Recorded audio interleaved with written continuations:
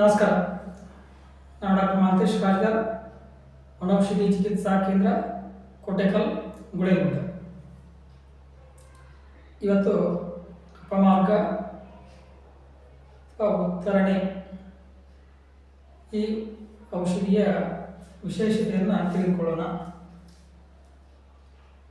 ಚೇಳು ಕಚ್ಚಿದಂಥ ಸಂದರ್ಭದಲ್ಲಿ ಉತ್ತರಾಣಿಯ ಎಲೆಯನ್ನು ಅರೆದು ಚೇಳು ಕಚ್ಚಿದ ಭಾಗಕ್ಕೆ ಹಚ್ತಾ ಹೋಗಬೇಕು. ಎಲ್ಲಿವರೆಗೂ ಚೇಳಿನ ವಿಷ ಇರ್ತದೋ ಅಲ್ಲಿವರೆಗೂ ಆ ಒಂದು ಎಲೆಯ ರಸವನ್ನು ತೆಗ್ತಾ ಹೋಗಬೇಕು.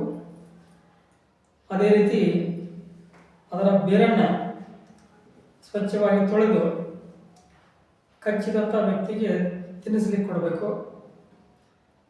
ಆ ಬೇರನ್ನು ಕಚ್ಚಿ ತಿನ್ನುವುದರಿಂದ ಆ ರಸವನ್ನು ಕುಡಿಯುವುದರಿಂದ ಚೇಳಿನ ವಿಷ ಸಂಪೂರ್ಣ ನಿವಾರಣೆ ಆಗುತ್ತೆ. ಇನ್ನು ಗರ್ಭಿಣಿ ಸ್ತ್ರೀ ಪ್ರಸವ ಸಂದರ್ಭದಲ್ಲಿ ಸಹಜ ಹೆರಿಗೆ ಆಗಲಿಕ್ಕೆ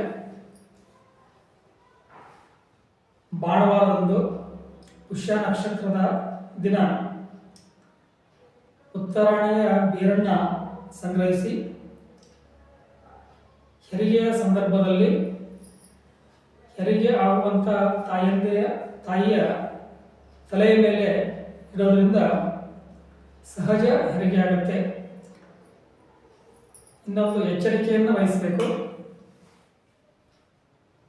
ಹೆರಿಗೆ ಆದ ತಕ್ಷಣವೇ ಆ ಬೇರನ್ನು ಕೆಳಗಿಡಬೇಕು. ಇಲ್ಲದಿದ್ದರೆ ಗರ್ಭಾಶಯನೇ ಹೊರಗೆ ಬರುವಂಥ ಅಪಾಯ ಇದೆ. ಹಾಗಾಗಿ ಈ ಒಂದು ಚಿಕಿತ್ಸೆಯನ್ನು ಅತಿ ಎಚ್ಚರಿಕೆಯಿಂದ ಮಾಡಬೇಕಾಗುತ್ತೆ. ಇನ್ನು ಉತ್ತರಾಣಿ ಸಮೂಲ ಅಂದರೆ ಬೇರು, ಎಲೆ, ಕಾಂಡ, ಬೀಜ, ಹೂ ಎಲ್ಲವನ್ನ ನೆರಳಿನಲ್ಲಿ ಒಣಗಿಸಿ ಭಸ್ಮ ಮಾಡಿ ಆ ಭಸ್ಮದ ಬೂದಿಯನ್ನು ಕ್ಷಾರವನ್ನು ತೆಗೆದುಕೊಳ್ಳುವಂಥ ವಿಧಾನ. ಒಂದು ಮಡಿಕೆಯಲ್ಲಿ ನೀರು ಹಾಕಿ ಆ ನೀರಿನೊಳಗೆ ಈ ಭಸ್ಮ ಮಾಡಿದ ಪುಡಿಯನ್ನು ಹಾಕಿ ಮೇಲಿನ ಭಾಗವನ್ನು ಸಂಪೂರ್ಣ ಅದನ್ನು ತೆಗಿತಾ ಹೋಗಬೇಕು. ಆಮೇಲೆ ಕೆಳಗೆ ಉಳಿದಕ್ಕಂಥ ಕ್ಷಾರ ಭಾಗವನ್ನು ಸಂಗ್ರಹಿಸಿ ಅದನ್ನು ಸಂಪೂರ್ಣ ನೆರಳಿನಲ್ಲಿ ಒಣಗಿಸಿಕೊಂಡು ಈ ಒಂದು ಔಷಧಿಯನ್ನು ಪ್ರತಿನಿತ್ಯ ಸೇವನೆ ಮಾಡೋದ್ರಿಂದ ಶ್ವಾಸಕೋಶದ ಕಾಯಿಲೆಗಳಾದಂತಹ ನಿಮೋನಿಯಾ, ಶ್ವಾಸಕೋಶದ ಕಾಯಿಲೆಗಳಾದಂತಹ ಗೂರಲು, ಇನ್ನೂ ಅನೇಕ ಶ್ವಾಸಕೋಶದ ಸಂಬಂಧಿ ರೋಗಗಳು ಸಂಪೂರ್ಣ ನಿವಾರಣೆ ಆಗ್ತವೆ.